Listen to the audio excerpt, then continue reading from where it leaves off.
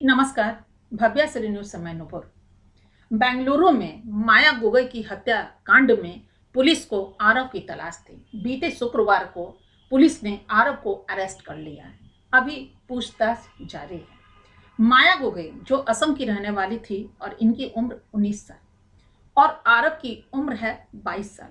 ये दोनों 23 तारीख को इंदिरा नगर के एक सर्विस अपार्टमेंट में जाते हैं। समय था लगभग दोपहर के 12 साढ़े 12 बजे। ये दोनों अंदर दाखिल होते हैं और ठीक 26 तारीख की सुबह में आरव अकेले वहां से 8 साढ़े 8 बजे के बीच निकलता है। तो आखिर माया का क्या हुआ? जी हाँ, आसपास में बदबू आना शुरू हुआ तो लोग वहां आए, भीड़ इकट्ठी हुई और लोगों ने पुलिस को संदेश दिया, सूचना दी कि यहाँ पे बहुत ही बदबू आ रहा है इस कमरे से। पुलिस जब वहां पहुंचती है तो कमरे की तलाशी जारी होती है। कमरे की तलाशी लेते हुए पुलिस ने देखा कि एक लड़की अधमरी सी यानी कि पूरी ही मरी हुई पड़ी हुई है, जिसके लाश से बदबू आ रहा था। वो लड़की बुरी तरह लहूलुहान थी। उसके पीठ में इतने चाकू भोंपे गए थे और उससे भी ज्यादा सीने पे, चेहरे पे काफी चोट के निशान पाए गए थे।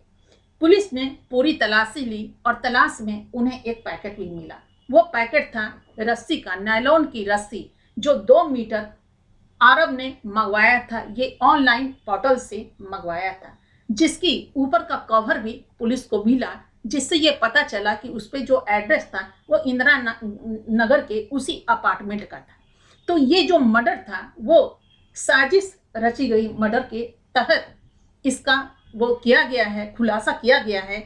और अभी ये कुछ भी उतना बोल नहीं रहा है, जिसे पुलिस पूछताछ कर रही है। अब ये सोचने की बात है कि 2 दिन तक, यानी कि पुलिस ने संभावना व्यक्त किया है कि 23 तारीख या 24 तारीख को औरब ने उसका मर्डर किया और 24-25 तक वो किसी तरह उस लाश के साथ रहा।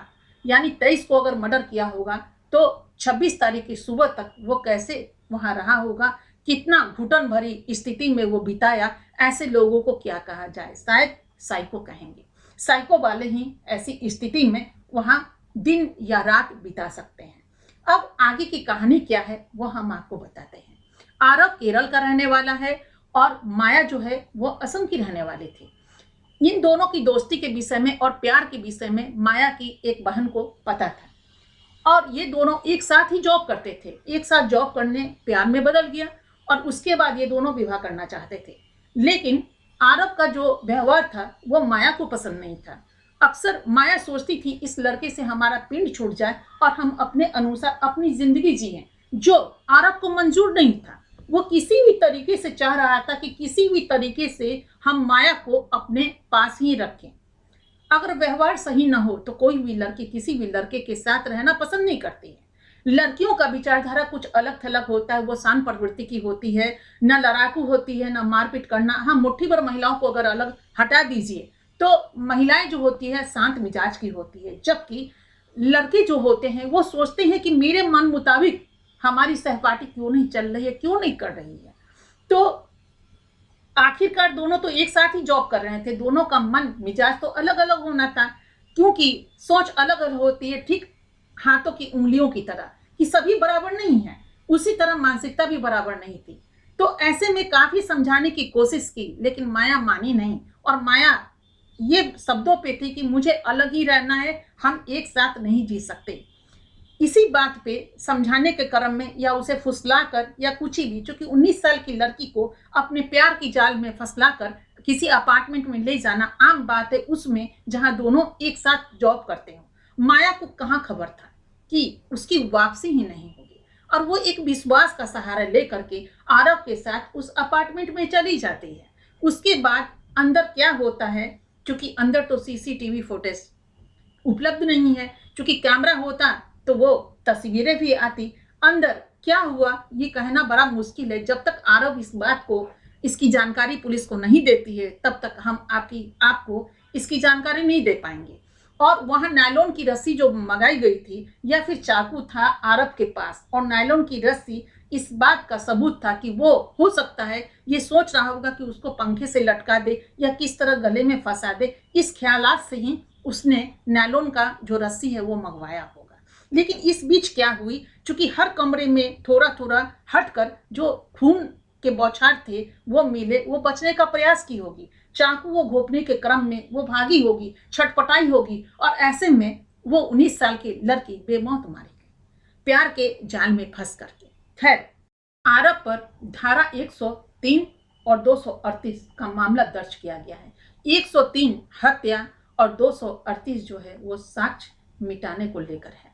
अब देखना यह है कि पूछताछ के बाद आखिर वो किस तरह कबूलता है कि अपनी दोस्त की हत्या क्यों और कैसे कर दी, ये तो स्पष्ट हो गया।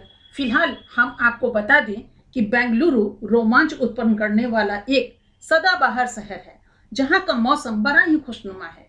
यहाँ आईटी का एक बहुत बड़ा क्षेत्र है, जहां भारत के बच्चे अपनी जिंदगी का रुख इस तरफ करते नजर आ रहे हैं।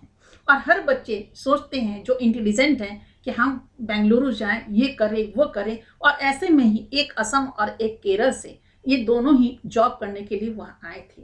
ये सोचने की बात है कि आखिर एक दोस्त अपनी एक गर्लफ्रेंड का कैसे हत्या कर सकता है।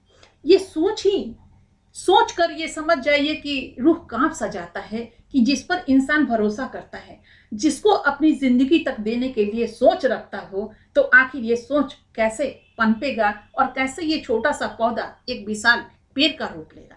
ये सोचना पड़ेगा आज के बच्चों को। ये 19 साल की लड़की अपना दिल तो दे बैठी, और वो भी प्यार कर बैठी, और आगे का जो हिसाब था उसमें चल नहीं सका। आरव को तो ये सोचना था, क्योंकि लड़की को आप देख रहे हैं, इनकी तस्वीर देखिए, कितनी खूबसूरत बच्ची है ये।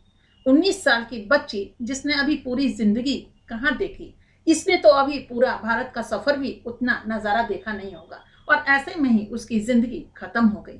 क्या अधिकार है किसी को किसी की जिंदगी लेने का। यहाँ तो पति पत्नी का मामला भी हो तो आप देखिए कि मिल बैठ करके टेबल टॉक करके या तो अलग अलग रहिए, और अलग रहने की अगर जरूरत ना समझें या फिर नहीं रहना चाहते हैं तो मामला वहीं पे आ जाता है कि एक रहना चाहता है और दूसरा नहीं, और यहीं पे विवाद बढ़ता है, और विवाद बढ़ने के बाद मामला हत्या तक आ जाता है। लेकिन हत्या के बाद अंजाम कहाँ तक ले जाता है, इस पे गौर करना बड़ा ही जरूरी है। माया आज इस दुनिया में नहीं, न जाने कितनी माया ऊपर चली गई ऐसे ऐसे आरब के प्यार के चक्कर में फंस करके। लेकिन सोचना यह होगा कि मरने वाले तो चले गए ऊपर, कुछ देर के लिए उसे दर्द, उसे पीड़ा जरूर हुआ होगा।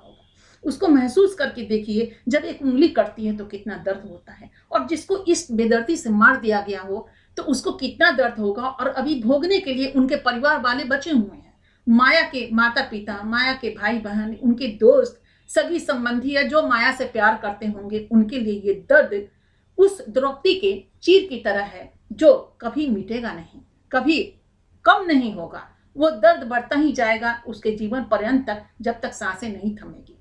और लेकिन आरब का क्या होगा जब इनको उम्र कैद की सजा या फांसी की सजा होगी, तो क्या होगा। लेकिन क्या कानून इतनी जल्दी इसे फांसी या उम्र कैद की सजा दे पाएंगे। देखना यह है कि कानून का नजारा कहां और उनका इंसाफ कहां होता है। ये तो साक्ष्य और सबूत है, और अगर आरव इस चीज को कबूल करता है तो फिर इसकी जिंदगी को क्या राहत देनी चाहिए।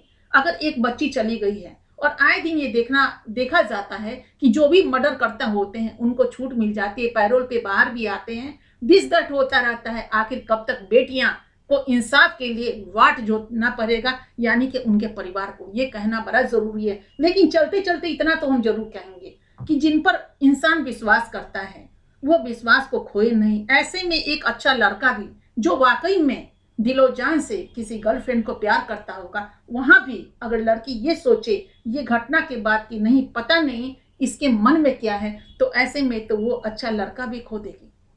और लड़का क्या करेगा।